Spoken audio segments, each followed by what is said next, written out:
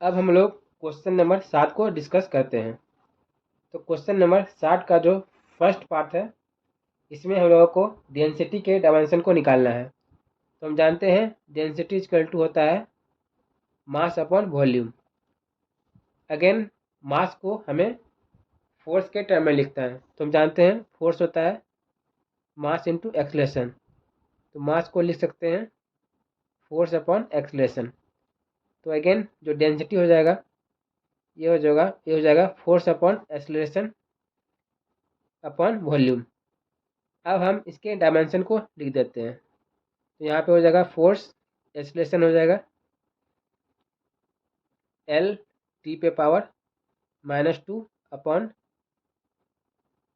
Volume का जो dimension हो जाएगा वो हो जाएगा एल पे पावर 3। तो इसको अगर हम सिंप्लीफाई करेंगे तो ये हो जाएगा एफ पे पावर 1 एल पे पावर -4 और टी पे पावर -2।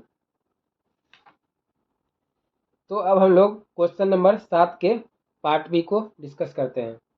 तो पार्ट बी में हम लोगों को प्रेशर के डायमेंशन को निकालना है। तो हम जानते हैं pressure equal to force upon area.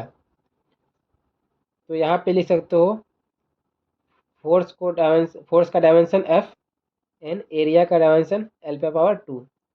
तो यहाँ पे जो प्रेशर का डायमेंशन हो जाएगा एफ पे पावर 1 एल पे पावर -2।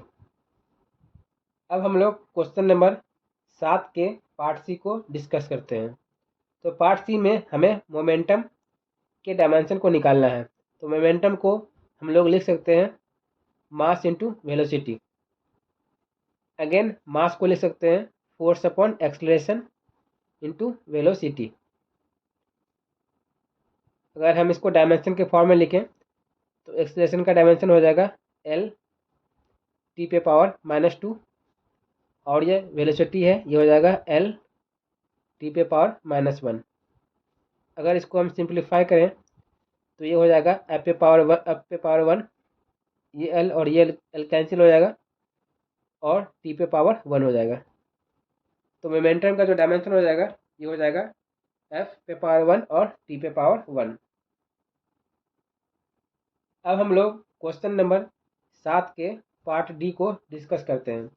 तो पार्ट डी में बेसिकली एनर्जी के डायमेंशन को पूछा गया है।